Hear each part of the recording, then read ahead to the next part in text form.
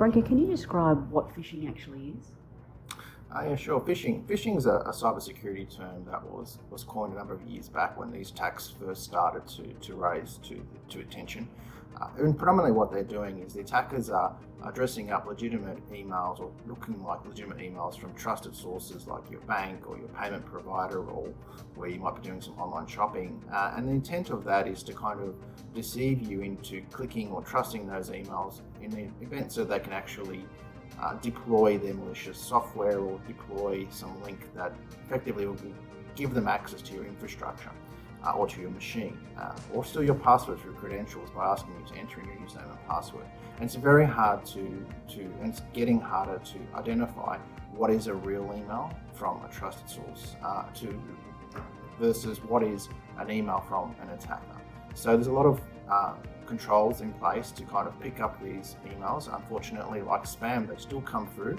So we need some awareness and some training around how do we understand what does a phishing email look like, and how can I identify some of the characteristics around phishing emails, and how do we stop and prevent these attacks through user behavior and user training, essentially. So, Branko, with phishing, what are the security implications, and what would you say is the most critical impact? In other words, why should we care? Yes, that's a good question. Why should we care? Why should businesses care? I think predominantly the impacts vary, and it largely depends on what the intent is behind the attacker. So in some cases, if they want to own, we call own, that's basically compromise a system or compromise your machine or compromise the broader network, they may use the email or the phishing campaign, as they would call it, to install malware onto your machine and effectively have that malware replicate on your networks. If they're after credentials for like online banking, they will then probably try and doctor up an email that looks like it's asking for your credentials, and I'll put some urgency around it to say it's a security requirement. We've sent this to you because your account's locked. All these sort of psychological behaviors to kind of make you believe there's some, actual truth behind the email or purpose. And they rely on a lot of things like trusted brands, so they'll be using your bank. They'll be using, if you're using things like Microsoft Office, they'll be using things like even your own organization to kind of make the emails look as legitimate as possible. The impact then is basically where it kind of stems to the impact. Once they've achieved that goal, once they've achieved the goal of having you click on that link or download that piece of malware, the impact then starts from that point. And of course, if it's credentials, then they can move, the next movement is to move to your online banking and log in as yourself with those credentials and transfer funds. If it's about malware, well, the purpose of that malware might be to install software that might be logging your keystrokes or taking a Trojan horse of some kind to actually intercept all the keys you're typing on your machine. And most commonly today, what we're seeing in phishing campaigns, well, actually two areas we're seeing, is ransomware. So the malware actually goes ahead and starts to encrypt all the data on your computer, making your computer renlessly useless in terms of its ability to use it, and then demanding a ransom to unencrypt or unjump that. And the second vector, which is also equally important and has a real financial consequence, is where the attackers actually compromise your email account, probably through stealing your credentials as part of the phishing campaign, and then they intercept your emails. And what they're specifically looking for are emails that are type of an invoice, effectively. And then they pull them down, they set up rules inside your inbox so that it's unbeknown to you, and they start intercepting your invoices between your suppliers.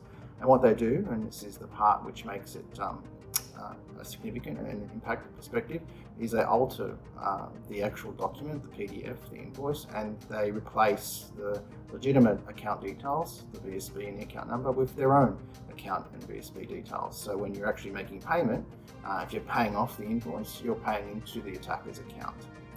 And that has a significant impact, because once that money's paid, it's basically gone. Given how prolific phishing is and the business implications to being phished, what do you think the answer is? I think the answers are around training and awareness. Training awareness gets thrown around quite a bit, but if it's done right, I think the true answer is making the user aware of what a phishing email looks like, in essence. And the way we do that, and the way we go ahead doing that is through simulation. It's actually simulating an actual phishing exercise or phishing campaign across an organization. And that way we can raise the awareness and we can educate the users around what to do when they see a phishing email. And that's the most important thing, what to identify and how to identify those nuances in the emails around slight misspelling, grammar, how to identify URL links that don't look legitimate in the email itself. That can all be done as part of this simulation exercise.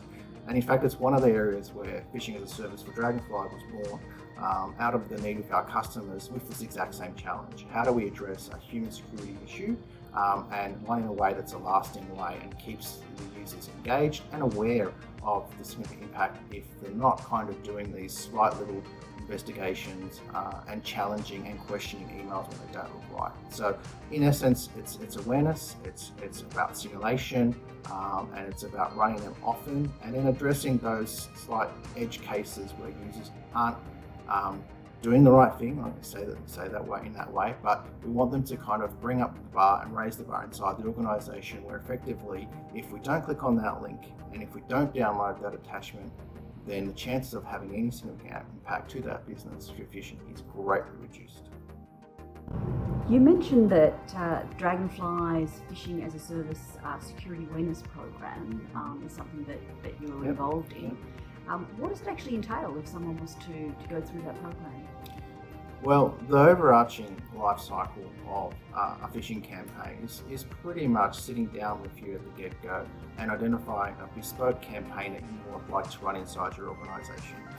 We've seen that not one size fits all when it comes to phishing campaigns because you may have different objectives that you want to try and reach and educate internally. And we kind of firstly identify what that looks like. What that does is that sets the scene. So are we doing a ransomware style? Are we doing a credential style? Is it coming from your cloud provider? Is it coming from inside your organization? Is it emulating a bank in terms of its phishing characteristics around the email? And then we'd go ahead and we kind of would put in those elements to the email. We'd build the campaign, we'd build the email in consultation with yourself to make sure that it's got the right mix of legitimacy and gotchas in a way that the users can actually have a fair chance to identify a phishing email. Because it's not fair if we rig it too one-sided. And that way we work through that and we start very basic and we might start with a small subset of your user base. We wouldn't do a whole user base across the whole organization just to kind of get you to understand and feel what that looks like. And immediately as soon as we launch the email campaign out to your user base that you've selected from the get-go, we'll start to see the results come through. We'll start to see who's opened, who's clicked through, who's downloaded, who's provided credentials, and we'll collect all that safely and securely for you. We'll also identify you immediately if we get credentials because they're out of the bag. And what we do then is we kind of simulate that. We'll then collect the data, we would wrap it up and group it, and we would put it into a report and a dashboard for you where you can kind of have a dashboard view across all of that user base that you saw in terms of the campaign. But most importantly from that is you almost get a one-liner that you can take to your board of directors. And then that becomes a metric for you, for your organization, to understand how many people inside your organization, what percentage of your organization are still falling victim to phishing through our simulation activities. And that's a good gauge. And then when they see that number and they understand the value behind it, and when they see that number coming down, there's some real value and some return on investment going through that training awareness program with us.